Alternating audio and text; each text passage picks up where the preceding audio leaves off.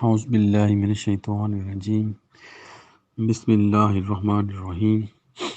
ذالک مبلغوہم من العلم ان ربک هو اعلم بمن ضل عن سبیلہ وهو اعلم بمن اہتدی۔ ان کے علم کی رسائی بس یہیں تک ہے، بے شک تیرا رب خوب جانتا ہے کہ کون اس کے راستے سے بھٹکے ہوئے ہیں، اور وہ ان کو بھی خوب جانتا ہے جو راہ یاب ہیں۔ وَلِلَّهِ مَا فِي السَّمَاوَاتِ وَمَا فِي الْأَرْضِ لِيَجْزِيَ الَّذِينَ أَسَاءُوا بِمَا عَمِلُوا وَيَجْزِيَ الَّذِينَ أَحْسَنُوا بِالْحُسْنَى۔ اور اللہ ہی کے اختیار میں ہے جو کچھ آسمانوں اور زمین میں ہے، کہ وہ بدلہ دے ان لوگوں کو جنہوں نے برے کام کیے، اور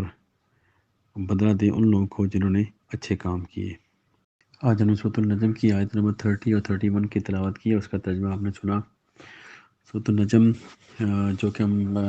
اس کے پہلے 29 آیات پڑھ چکے ہیں۔ جو اس کا پہلا پارٹ تھا وہ ہم نے پڑھا کہ جو نبی پاک کی جو معراج کا جو سفر تھا اس کے بارے میں تھا، اور جو وحی کی جو حقیقت ہے اس کے بارے میں بتایا گیا کہ ایک نبی کو وحی کیسے پہنچائی جاتی ہے، اور اس کے بعد ان کو جو اللہ کے آیات کی جو مشاہدہ کرایا جاتا ہے، اللہ کے آیات کو دکھایا جاتا ہے، ان کو کہہ لیں کہ جو اللہ تعالیٰ کی جو بڑی بڑی نشانیاں ہیں وہ نبیوں کو دکھائی جاتی ہیں، وہ نبی پاک صلی اللہ علیہ وسلم کو بھی دکھائی گئی۔ اس کے بارے میں تھا کہ انسانیت کا جو ایک انسان کا جو ہائیسٹ لیول ہوتا ہے وہ جو اچیو کرتا ہے اس کے بارے میں، اور اس کے بعد جو انسان جب گمراہی میں گرتا ہے تو کیسے وہ اس لیول پہ گرتا ہے کہ وہ جو مٹی کے جو بت بنائے ہوتے ہیں، مٹی کے جو بت بنا کے ان کو بھی ان سے وہ اپنی حاجت روائی کرتا ہے، ان سے اپنی مدد مانگتا ہے۔ یہ اس کا جو نیچے لیول ہے۔ اور اس کے بعد جو ذکر کیا گیا کہ جیسے جو کفار تھے جو فرشتوں کو اللہ کی بیٹیاں تصور کرتے تھے، ان کی مذمت کی گئی، اور بتایا گیا کہ وہ صرف اللہ کی مخلوق ہیں، جو ان کو حکم دیا جاتا ہے وہ وہی کرتے ہیں۔ تو جو اللہ تعالیٰ نے فرمایا کہ جو ان کے پاس کے لیے کوئی نشانی نہیں ہے، کوئی آیت ان کے پاس نہیں ہے، کوئی ثبوت نہیں ہے کہ اللہ تعالیٰ نے کوئی ایسا حکم اتارا ہو کہ جو فرشتے ہیں وہ اللہ کی بیٹی ہیں، تو وہ محض جو اپنے ظن کی پیروی کرتے ہیں۔ تو جو ظن ہوتا ہے وہ حق کے بارے میں کوئی اس کی حیثیت نہیں ہے، حق جو ہمیشہ غالب آ کے رہتا ہے، اس کے بارے میں تھا اللہ تعالیٰ نے فرمایا کہ جو حق ہے وہ ظن کے مقابلے میں اس کی کوئی حیثیت نہیں ہے، جو حق ہے وہ ہمیشہ غالب رہے گا۔ تو یہ تھا 29 تک ہم نے پڑھا۔ آج 30 آیت جو ہے، یہ 30 اور 31 جو آیات ہیں یہ بڑی عظیم الشان آیات ہیں دونوں، اور اس کی آپ کہہ لیں کہ اس میں بہت زیادہ عظیم الشان میسج ہے ہمارے لیے، زندگی کی جو ریئلٹیز ہیں اس کے اوپر پھر اللہ تعالیٰ نے ایک ڈفرینٹ انداز سے جو پردہ اٹھایا ہے ہمارے لیے۔ آیت نمبر 30 میں اللہ تعالیٰ ہمارے ہیں کہ ان کے علم کی رسائی بس یہیں تک ہے، بے شک تیرا رب خوب جانتا ہے کہ کون اس کے راستے سے بھٹکے ہوئے ہیں، اور ان کو بھی خوب جانتا ہے جو راہ راست پہ ہیں۔ تو یہ اللہ تعالیٰ یہاں پہ ایک بالکل کلیئرٹی کے ساتھ فرما دیا، ہمیں بتا دیا کہ جو اللہ کے راستے میں ہیں ان کو بھی اللہ تعالیٰ خوب جانتا ہے، اور جو راستے سے بھٹکے ہوئے ہیں ان کو بھی اللہ تعالیٰ خوب جانتا ہے۔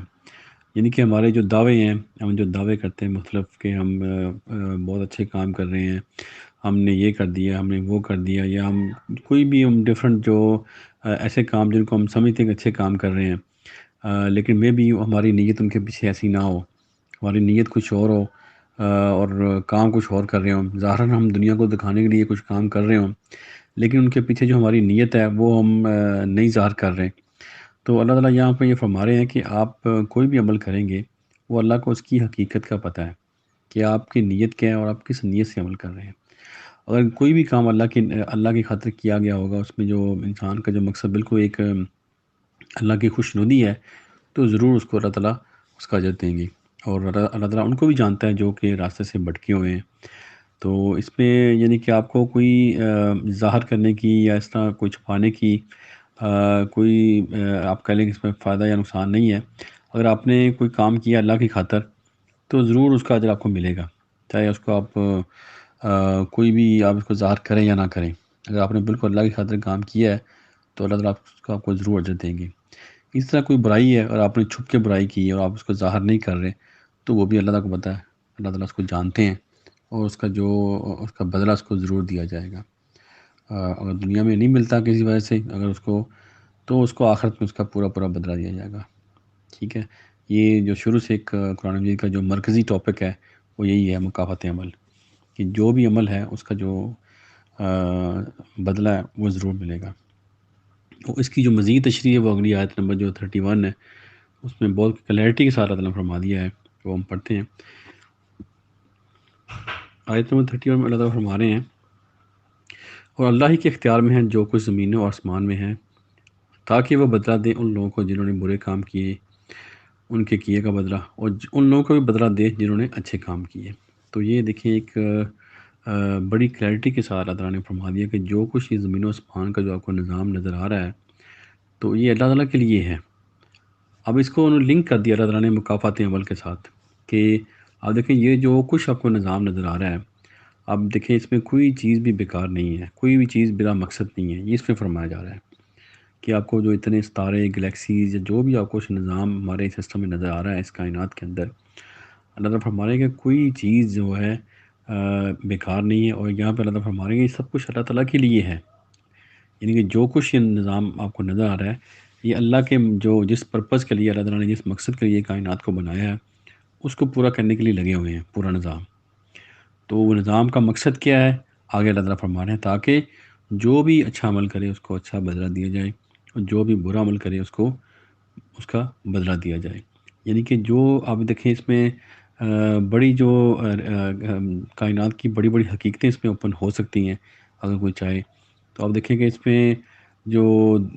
جو دوسری مخلوقات اس میں ہیں زمین و آسمان میں، ان کا ذکر بھی اس کے اندر آ گیا، جیسے جنات ہیں یا اور بھی کوئی بھی ایلینز لائف ہے جو فیوچر میں کبھی ظاہر ہوں گی۔ ہمیں نہیں پتہ کہ اللہ تعالیٰ نے کیا کیا چیزیں پیدا کی ہیں، کیونکہ قرآن مجید میں اللہ تعالیٰ فرماتے ہیں کہ اللہ تعالیٰ کے لشکروں کو اللہ کے علاوہ کوئی نہیں جانتا، کہ ایسی مخلوقات اللہ تعالیٰ نے پیدا کی ہیں کہ جو اللہ کے علاوہ کسی کو نہیں پتہ، یعنی کسی کو پتا کہ ہمیں کچھ پتہ نہیں، کسی کو جو ہم زمین میں جو رہ رہے ہیں انسان، ان کو بھی نہیں پتہ کہ اللہ تعالیٰ نے کیا کیا چیزیں پیدا کی ہیں۔ تو یہ اب سب کے لیے یہ آیت آ گئی، اللہ تعالیٰ فرما رہے ہیں کہ جو کچھ زمین و آسمان میں سب کچھ اللہ تعالیٰ کے لیے ہے،